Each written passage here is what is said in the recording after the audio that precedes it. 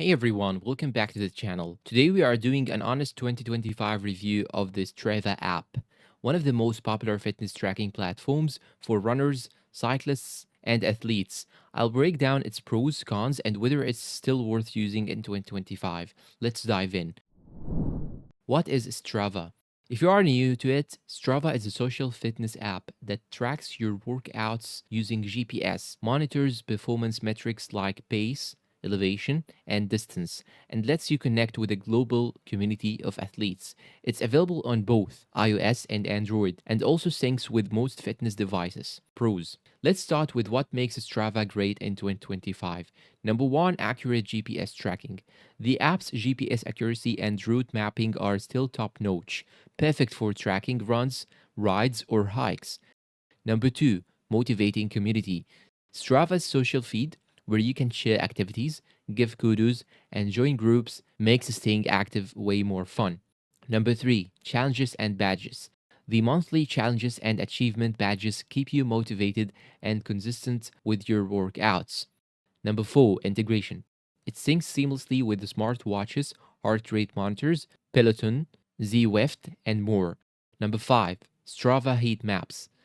The global heat map is a powerful tool showing popular running or cycling routes near you, ideal for exploring new paths safely. Cons. Now, for the downsides, number one, we have most features are behind a paywall. The free version is quite limited.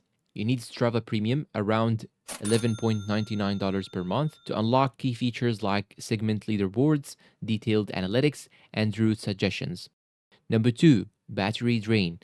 Continuous GPS tracking can drain your phone's battery pretty fast. Number three, privacy concerns.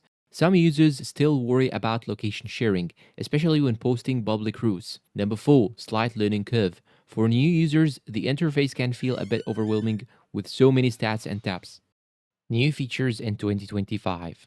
In 2025, Strava rolled out some exciting updates: a cleaner interface with easier access to stats, a new 3D route view that gives a more realistic idea of terrain, improved gear tracking so you can monitor show or bike mileage, and smarter AI based performance insights to help tailor your training plans.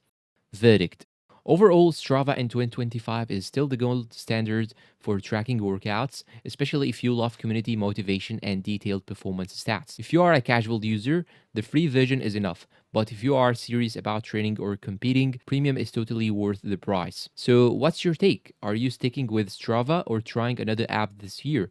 Drop your thoughts down below in the comments, and do not forget to like, subscribe, and turn on notifications for more tech and fitness app reviews. And see you in the next video.